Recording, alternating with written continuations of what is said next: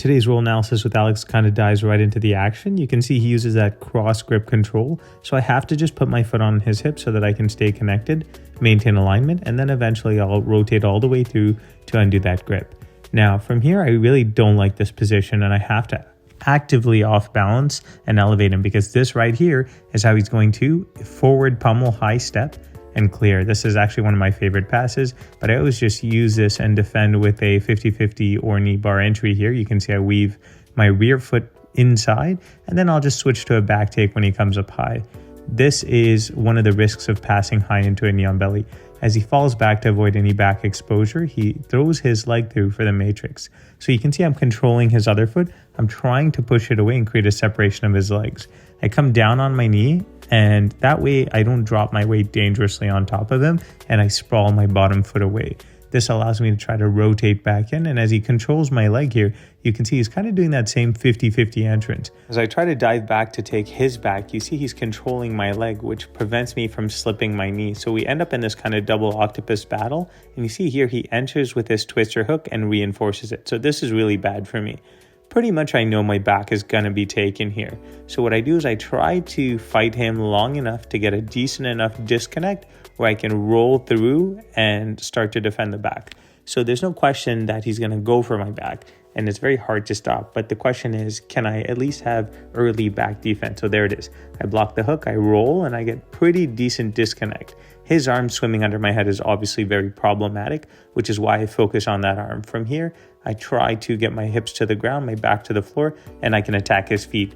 Knee bar toe hold combo, which he's going to defend by entering into 50-50, of his own volition. That's fine. I'm very happy with that. That twister hook from that reverse half guard position is an absolute nightmare that I hate. I disconnect, I pummel my feet out, and I just come on top. 50-50 is great, I think, for a couple of quick submissions.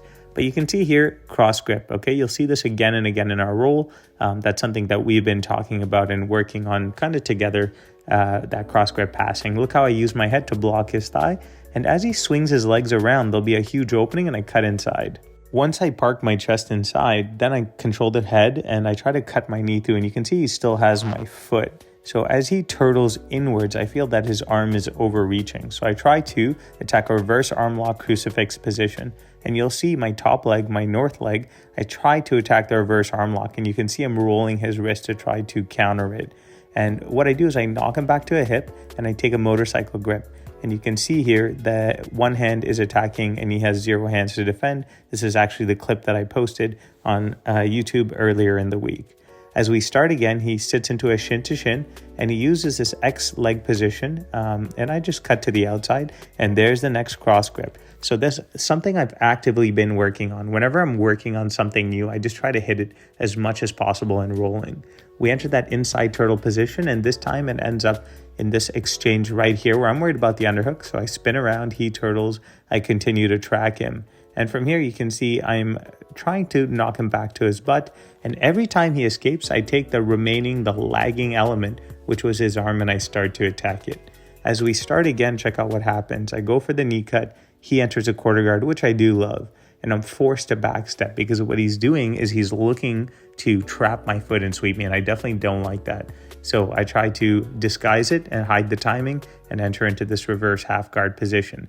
When I punch my arm inside of his 2 legs here, it really restricts his ability to turn towards me. And many of his attacks are going to be in the direction of, where I am.